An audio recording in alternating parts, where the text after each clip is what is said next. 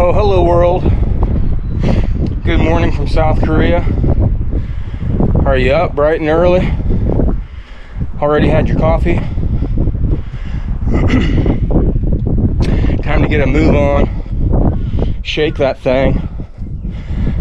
I actually woke up at 5, got on the trail at 5:30 with the hopes of catching a sunrise, but as it's monsoon season here in South Korea, I don't see that happening anytime soon.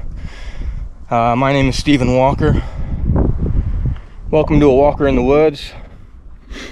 And I had to fight through about 5,000 spider webs who also were still, I don't know if they were sleeping or eating breakfast, but their webs were still hanging across the trail. So I woke them up nice and early. And they've got work to do. They've got their day cut out ahead of them. But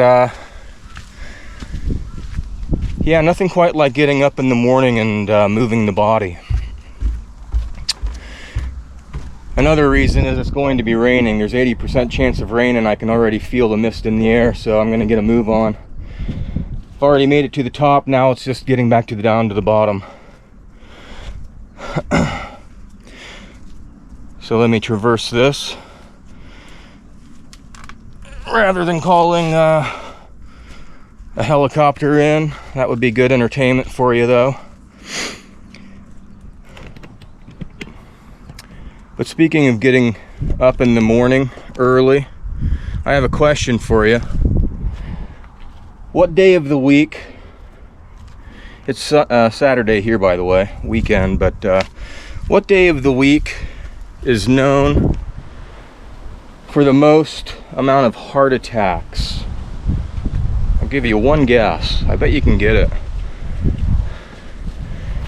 And it is indeed Monday. Any idea why? They say studies have consistently shown that heart attacks are more likely to occur on Mondays, which is also referred to as Blue Monday or Monday heart attack. The reason? People going back to work. Maybe a nice long weekend, maybe a bit too much booze, entertainment, or just the dread of going back into the mundane office. Or if you work outside, construction, plumbing, things that basically don't give you that drive to stay alive. If you dig where I'm coming from.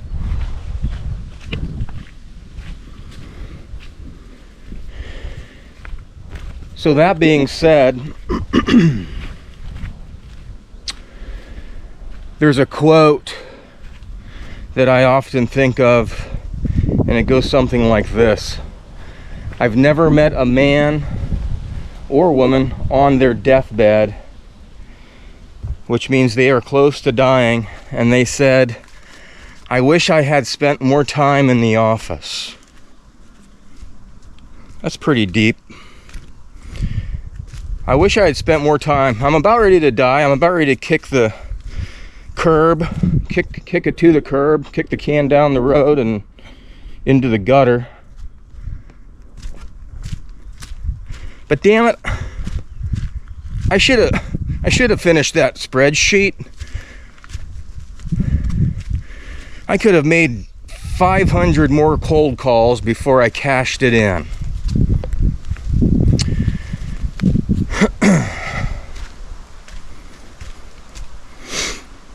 And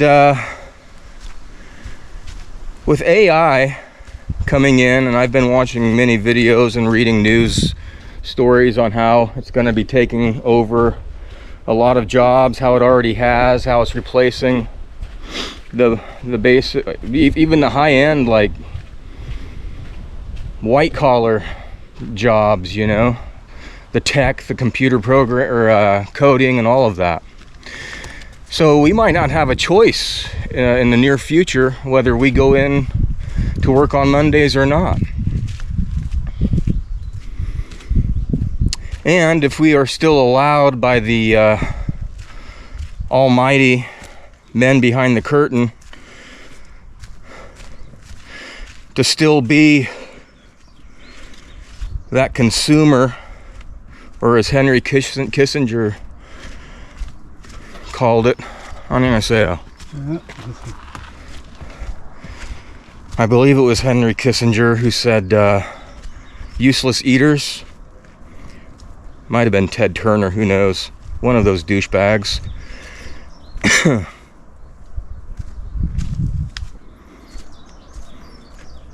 By the way, I'm traversing rocks down here, so I have to pay close attention as well as to what I'm saying.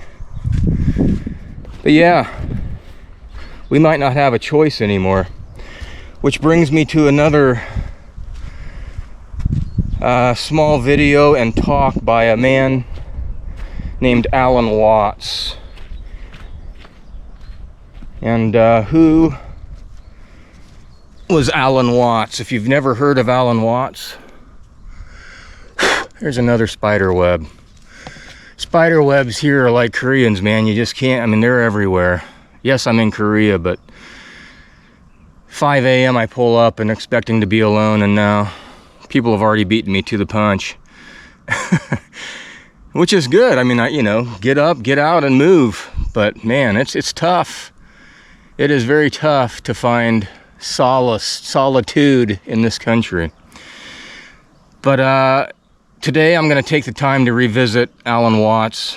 He was born in 1915, died in 1973. He was a British and American writer, speaker, self-styled philosophical entertainer. He was 58 when he died. He was very much influenced by Eastern philosophy,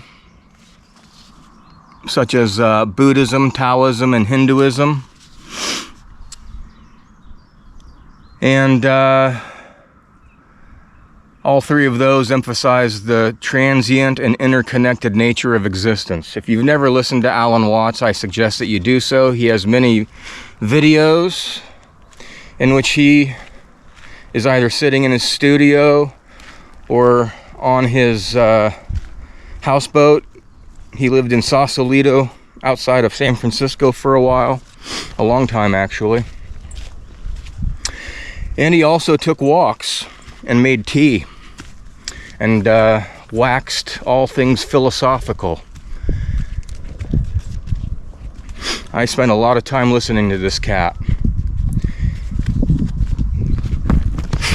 Man, bugs, spiders. So anyways, let's get into it. The topic of today's video is the topic or the title of one of his, Alan Watts, short videos. It's only about 2 to 3 minute long, and he asks the question, what if money was no object? And I suggest that you go and watch it. Take 3 minutes out of your life, and it might actually give you something to ponder. Could possibly change your life. I actually asked this question. I have a advanced presentation class I teach at a university, and for their final presentation, they have to end. They talk about their life story thus far, and then they have to end their presentation with answering the question, what if money was no object? So what does that mean? That money doesn't exist? No, it still exists. Does it mean that I have enough that I don't have to worry about anything? No, you still have to make money to be able to afford shelter, housing, clothing, food, entertainment, whatever you fancy, whatever you find necessary in your life. But the point is, what if money was not that carrot constantly being dangled in front of you, as in the horse and the carrot, the horse pulling the carriage, the motivational aspect of why that horse is carrying or pulling the carriage and not breaking free from it, because he wants the carrot. He's driven towards that carrot. So Alan Watts asks, basically, in another way to pose the question is, what do you desire? What makes you itch, he asks. And he says that he would ask vocational people at his talks this question. And he would go on to say, hey, if you like horses, go and work with horses. Train horses, breed horses, clean up stables if you really love horses. If you like to paint, paint. And don't worry about the money. Why? Because money will come. Not all the time, but it usually will come when you truly need it.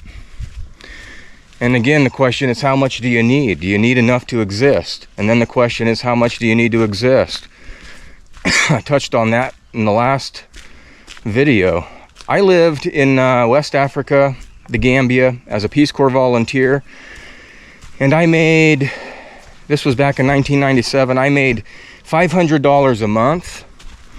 However, $250 of that stipend a month went into an account that I couldn't touch, called a readjustment allowance, which means after you finish your tour, your 2 years or whatever, then you have that money accumulated to when you get back to the States, you can have a little nest egg. And then the other 250 went into a bank account set up in the Gambia where you could buy things. So yes, the Gambia, you were living in a mud hut, you were living, there were no big supermarkets, there were little bidicos, little shops and things that you could get food. It was enough, and I survived. But he basically goes on to say that if you follow your dream, your passion, what do you truly desire, and you spend time, if you spend time working on your skill and towards your goal, that the money will come. Because if you get really good at your skill, that people will see it and appreciate it and pay you for it, be it woodworking, fixing things, creating things, artwork, music, financial services, whatever floats your boat. I don't know. That's the whole right brain, left brain. What do you truly, what makes you itch, as Alan Watts said? What motivates you? And so I asked that question, what would you do if money was no object, to my students. And then we go through their childhood. I asked them what was their childhood dream? What did you want to do as a child? Did you want to be an astronaut? Astronaut. A teacher, an artist, a sumo wrestler. I wanted to be an American football player. That was my passion as a young lad in Kansas. And I also asked them what their talents were as a child. For me, again, as I said, I'm very right-brained. So art, creativity, most definitely thinking out of the box. I was athletic, always outside running, creating, imagining things. The students here in Korea, and I had some in China, some Chinese students this year, very different dreams than I think I had when I grew up, but different generation, different culture. But one whose nickname is Gilmore, he loves Pink Floyd, by the way, so David Gilmour, he took his name from that. He wanted to be a hunter, as in like game, as in going out and hunting animals, which I found interesting. And his dream is to move to Africa and be a translator for safaris or hunting safaris, I guess. I don't know. But then we go on to, so childhood dreams, childhood talents, and then we go on to the high school dreams, high school talents. What were they at that point in your life? Were they the same or were they different from when you were a child? And then the university dream and talents, which they are my students who I ask this question to. But how about you, the viewer? If anyone is indeed out there watching this, I would ask you to write a short comment and tell me, doesn't have to be an essay, what your childhood dream was. Did it change when you became a high schooler, university?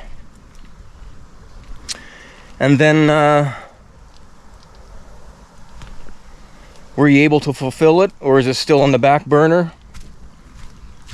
Was it unreachable?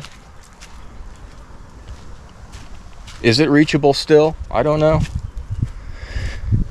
And then I asked them what your plan is, where you envision your future in 5 years, 10 years, and 20 years. So if this is 2025, in 20 years, that's 2045. Isn't there a song in the year 25, if man is still alive? Da da da da. I don't know. Will we still be here? Will we still be human? I don't know. I won't be here, that's for sure. Not in 25. Hopefully they don't download my mind into some kind of fucking computer game. But take a look at this. This is a beautiful mountain.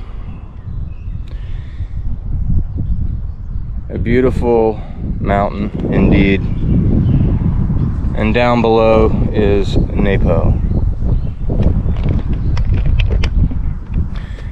Let's continue.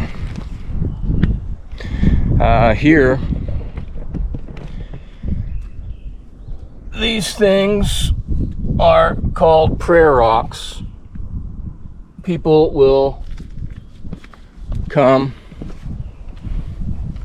pick up a stone, and then they try to balance it on top.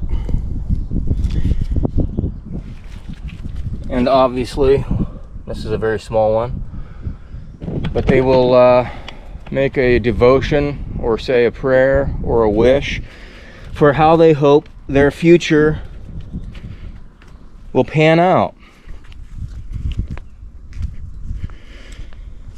So I need to make a wish, and here is my rock.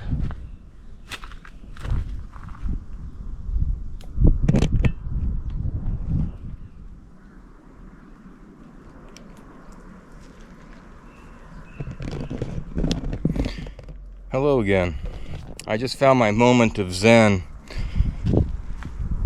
so I'll share that with you later. But another question that I ask, so I ask my students about, I ask them about their childhood abilities and skills, and then the next question is, what skills or abilities do you want to learn that you do not know, that you do not yet have, but you want to learn something new? And so, you know, it can be anything from playing a musical instrument to obviously something artistic, computer coding, but I don't know if that's worth it anymore, if AI is going to take over all that. Even art, man. You know, you type in Trump meeting Bigfoot and sharing tea with Hillary Clinton, it'll give it to you in 2 minutes or 2 fucking seconds. I don't know. Even though AI can do all of this, it doesn't take away the fact of the enjoyment of being a human being. The AI doesn't think about it, it's just programmed to do it. And it has everything at its disposal already to do it. But as a human being, I think the process of learning that skill, becoming better, and then actually sharing it with others. That's what makes it unique, one of a kind, and human. My gut instinct, I can pretty much tell if something is AI and if it's done by a real live human being with a soul. At least now I think I can. Unless everything's a matrix and it's all bullshit. That's for a different video. But so getting back to the skill and the ability and how and what it takes basically to learn it. I've got some stats here that I'll share as soon as I get down this little section and not break my ankle or leg. So how many hours do you think it takes to become an expert in something? By saying expert, I mean that you know it well. You can play guitar well. You can write code. You can explain the details of something that you've been studying for hours and hours. So how many hours? Well, if you Google it, as I did, because I really don't, I couldn't remember, but it's 10,000 hours. That sounds like a lot, but the study basically says if you have consistent, deliberate practice for about 10,000 hours, this can lead to being an expert in a field or an art. And so 10,000 hours breaks down to how many days? 416. And so 10,000 hours breaks down to how many months? That's 13.7 months. So that's just basically over 1 year. Now that would be doing something straight, but let me ask you this: how many hours do you sit on your ass in front of the computer and watch endless cat videos? You may well already be an expert in cat videos. I think my wife is. And one of her passions is recording our cats and making videos. It's cute, it's productive, and I support it. As I just walked through a real nice spider web. Sorry, spider. But, so Watts goes on to say in his video that anything you love to do and have a passion for, that there are hundreds, if not thousands, of people who share that same love and passion.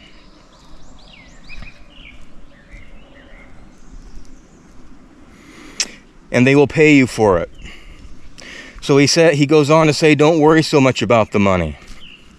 He says it's better to live a short life that's full of you doing what you enjoy rather than living a long life doing absolutely nothing. The daily grind, the rat race. So basically it's finding your niche. Niche in life, there's a niche market. What is a niche? It's a small, like if I say Nike, that's a big company. Everybody knows the swoosh. 안녕하세요. Oh. 조심히 가세요. So yeah, everybody knows what the swoosh is. That's a major, huge market. They have millions and billions of dollars to promote it. The niche market is a small group. For example, my sister is a hooker. Let me rephrase that. One of my sisters is a hooker.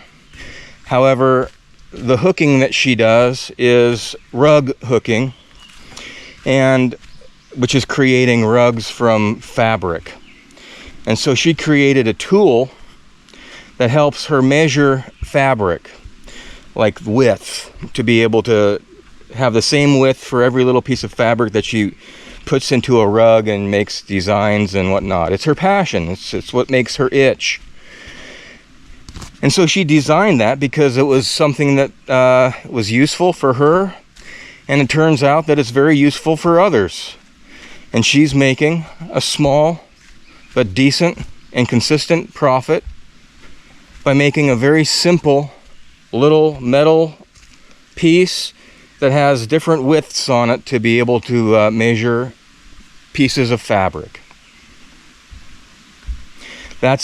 She's found her niche.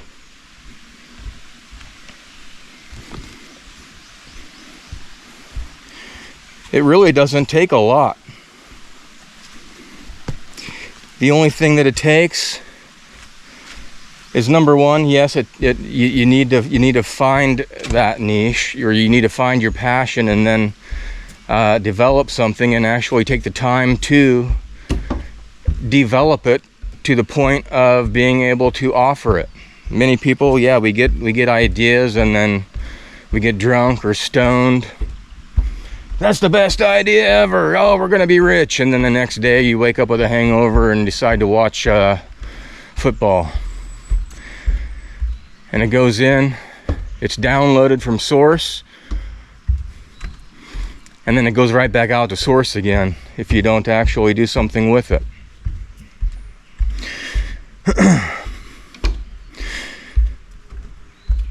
And even if you do not actually make a lot of money from it, as most artists don't, honestly.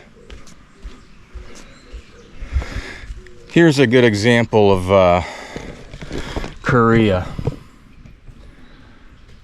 Here is a key that someone lost. And someone put it on a stick and said, hey, here's a key that someone lost. Rather than take it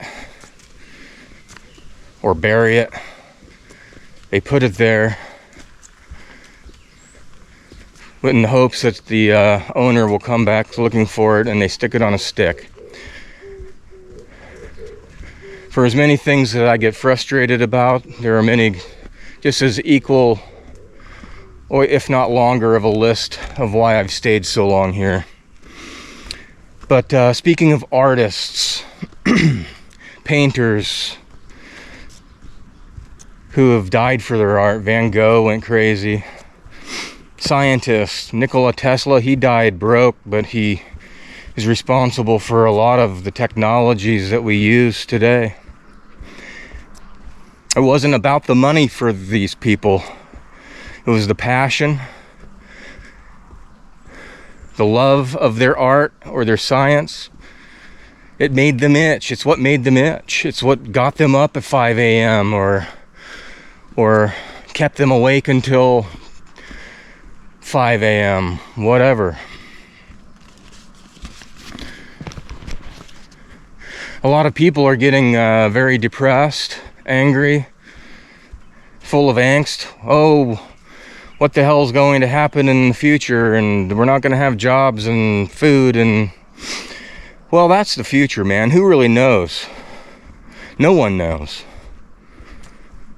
The only thing, again, and it's been said over and over and time again, is time, right now, the present, is all that there ever was, is, and will be. There will be no will be, and there was no was anymore. It just is. Right now, nope, that time just passed. Now, no, that just passed too. So all you can do is do your best right now. And at this present moment, I'm enjoying the hell out of this hike because it hasn't started raining yet. So the money is simply a byproduct of becoming an expert in your true passion. And it'll make that money all that much more sweet when you start seeing it roll in or trickle in.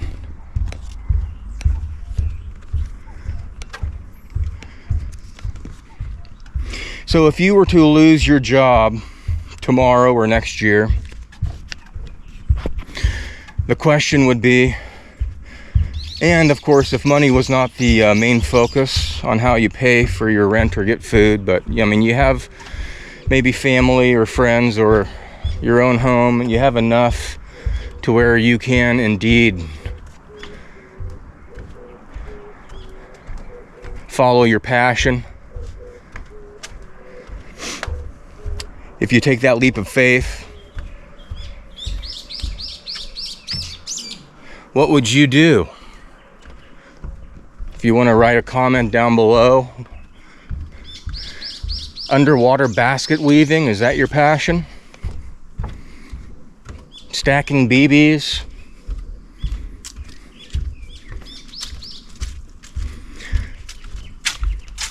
Again, I'm right-brained, and I've always enjoyed journalism and creating things.